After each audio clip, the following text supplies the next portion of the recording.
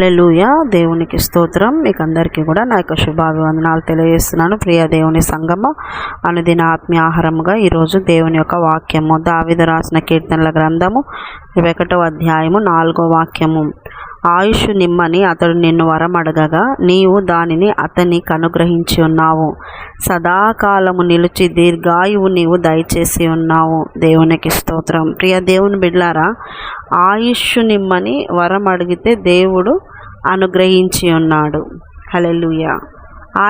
మనిషి ఆయుష్ ఎటువంటిదంటే చాలా అల్పమైనది, నీటి మీద బుడగ లాంటిది.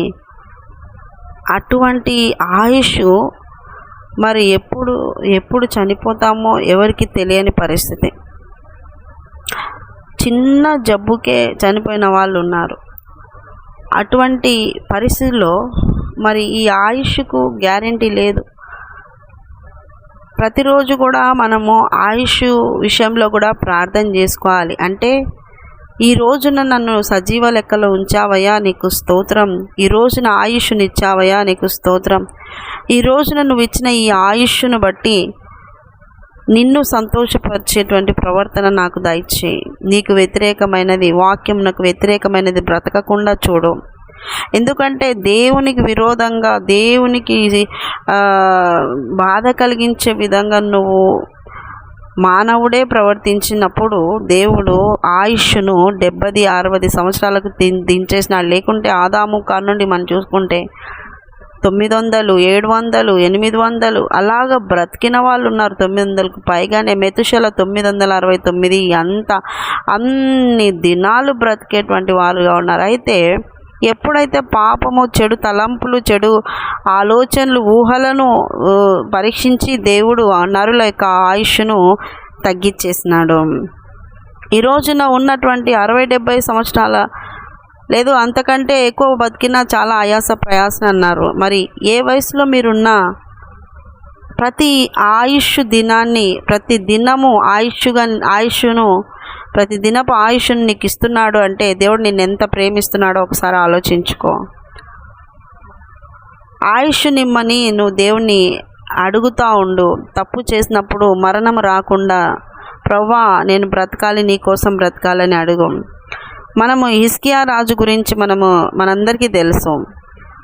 యెషయి ప్రవక్త వచ్చి నువ్వు చనిపోతావు, నీ ఇంటిని చక్కపరుచుకో అన్నప్పుడు యెషయి ప్రవక్త చెప్పిపోయిన తర్వాత హిజ్కియా రాజు గోడ తట్టు తిరిగి దేవునికి మొరపెడతాడు. అయ్యా నేను ఇంకా కొద్ది కాలం బతకాలని, నాకు ఆయుష్ని, నా నీతి క్రియలను, నా ధర్మకార్యాలను నువ్వు చూడయ్యా, నాకు చనిపోవాలని లేదు, నేను బ్రతకాలనుకుంటున్నాను, ఒకసారి నన్ను జ్ఞాపకం చేసుకొని మొరపెట్టినప్పుడు యెషయి ప్రవక్త చెప్పి వెళ్ళిపోయినాడు. మళ్ళీ ఈయన ప్రార్థన దేవుడు ఆలకించినాక మళ్ళీ దేవుడు యెషయితో చెప్పి పంపిస్తారు. నువ్వు వెళ్ళి హిజ్కియాతో చెప్పు, 15 సంవత్సరాలు నేను ఆయుష్ను హెచ్చిస్తున్నాను. హల్లెలూయా. ఆయుష్ను అడిగినాడు, బ్రతుకుతానయ్యా నేను ఇంకా కొద్ది కాలము. మరి అడిగిన వెంటనే దేవుడు నేను ఇవ్వననలేదు. ఇప్పుడు చాలామంది కూడా మరణ పడకల్లో, హాస్పిటల్లో, ఐసీయూల్లో చిన్న పిల్లలు కూడా, ఎంతోమంది డెలివరీ టైంలలో కూడా చాలామంది ప్రాబ్లమ్స్తో ఉన్నప్పుడు ఒక చిన్న ప్రార్థన, ప్రభువా నా బిడ్డను బ్రతికించు అనే చేసిన చిన్న ప్రార్థన దేవుడు ఆలకించి పిల్లలను బ్రతికిస్తున్నాడు, పెద్దోళ్ళని బ్రతికిస్తున్నాడు, ఐసీయూలో ఉన్న వాళ్ళని బ్రతికిస్తూ ఉన్నాడు. దేవుడు ఆయుష్ని ఇస్తూ ఉన్నాడు. అంటే అది నువ్వు నిరర్ధకం చేయడానికి కాదు, అది వేస్ట్ చేయడానికి కాదు. ఆ ఆయుష్ దినాలని దేవుడు ఇచ్చినాడు అంటే దేవుని కోసం నువ్వు బ్రతకాలని, దేవుని స్తుతించాలని, దేవుణ్ణి ఆరాధించాలని ఆయన కోరుకుంటున్నాడు. అదొక వరం అండి. మరణ పడకలో నుండి లేయడం అనేది, ఐసు నుండి బయటికి రావడం అనేది, చాలామంది కరోనా టైంలో కూడా చాలా ఇంకా చనిపోయే పరిస్థితుల నుండి కూడా బయటకు వచ్చిన వాళ్ళు ఉన్నారు. అద్భుత రీతిలో దేవుడు ఆయుష్నిస్తూ కొంతమంది జీవితాల్లో బ్రతకమని చెప్తా ఉన్నాడు, బ్రతుకుని ఇస్తూ ఉన్నాడు, ఆయుష్ని పెంచుతూ ఉన్నాడు. అట్లని ఇష్టానుసారంగా బ్రతకడానికి కాదు.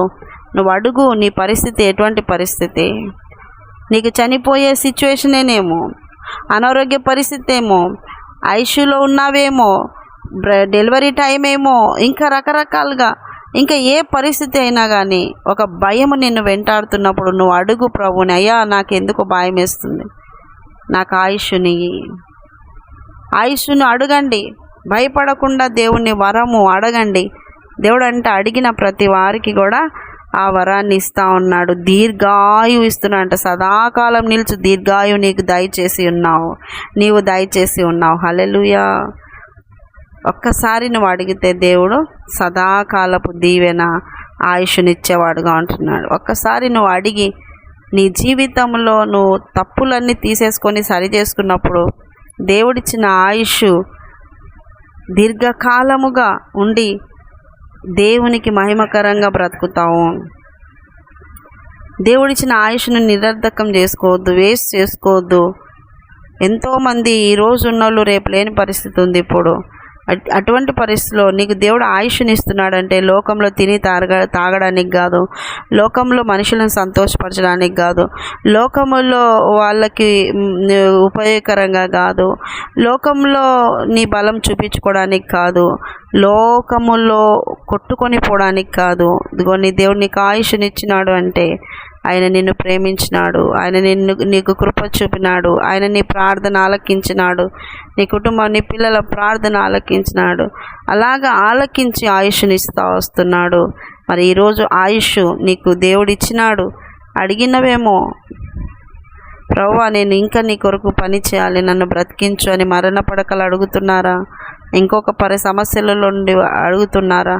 ఏ సమస్యలో నువ్వు దేవుణ్ణి అడిగినా దేవుడు నీకు ఆ వరాన్ని ఇస్తానంటున్నాడు. కనుక ప్రియ దేవుని బిడ్డలారా, ఆయుష్ను అడిగినప్పుడు దేవుడు హిజ్కియాకి ఇచ్చిన దేవుడు మంచి దేవుడు, మనసున్న దేవుడు, ప్రేమించే దేవుడు దొరకడండి. కనుక ఏదైనా ప్రభు దగ్గర అడిగినప్పుడు పొందుకునేది లేదు అనడానికి లేదు. అడిగిన ప్రతి ఒక్కరి ఆశను తీర్చిన దేవుడుగా ఉంటున్నాడు. కనుక ప్రియ దేవుని బిడ్డలారా, ఆ వరమును అడిగిన వెంటనే దేవుడు అనుగ్రహిస్తూ ఉన్నాడు. మీరు కూడా అడగండి, ఆయుష్నిస్తున్నాడు దేవుడు. ఎవరైతే ఇంకా భయాల చేత నేను చనిపోతానేమో ఆ భయమును తీసేసుకోండి. దేవుడు చేతిలో ఆయుష్ ఉంది. ఎందుకంటే అడిగిన వాళ్ళకందరికీ వరంగా ఆయుష్ను పెంచేవాడుగా ఉంటున్నాడు. కనుక దీర్ఘాయువు చేత ఆయన దీవించేవాడుగా ఉంటున్నాడు. అట్టి కృప మీకు అందరికీ కలుగునుగాక. దేవా, చిన్న ప్రార్థన చేసుకుందాం. దేవా, విన్న వారి యొక్క హృదయ అంతరంగంలో పాపమును తీసేసి అయ్యా ఆయుష్ నాయన అడుగుతూ వరం అడిగి పొందుకుంటూ నీ సన్నిధిలో వర్ధిల్లే కృప దయచేయండి, ఆరోగ్యాలు దయచేయండి. పరిస్థితులు ఏమైనప్పటికీ ఐసీలో ఉన్నా, ఇంకొక చోట ఉన్నా, ఇంకొక ఏ పరిస్థితులు ఉన్నా, మరణము అనేటువంటి భయం వెంటాడుతున్నా ప్రభువా, అటు వారి అందరికీ ఈ రోజున ఆయుష్ వరం అడిగేటువంటి నోరు, ఆయుష్ విలువ తెలుసుకునేటువంటి కృప బిడ్డలకు దయచాల్సిందిగా ప్రార్థిస్తూ వారికి ఇచ్చిన ఆయుష్ను వేస్ట్ చేసుకోకుండా నాయన నిష్ప్రయోజకులుగా ఉండకుండా ప్రయోజకులుగా నీ సన్నిధిలో వర్ధిల్లే కృప దయచాల్సిందిగా ప్రార్థిస్తూ యేసు పరిశుద్ధ నామములో అడుగుతున్నాం మా తండ్రి. Amen, amen, amen. యేసు రక్తమే జయం, సిలువ రక్తమే జయం. ప్రవేశ నామానికి సంపూర్ణ విజయం కలుగునుగాక. Amen, amen, amen. Good morning. Praise lord. దేవుడు మళ్ళీ దీవించునుగాక. ఆమెన్.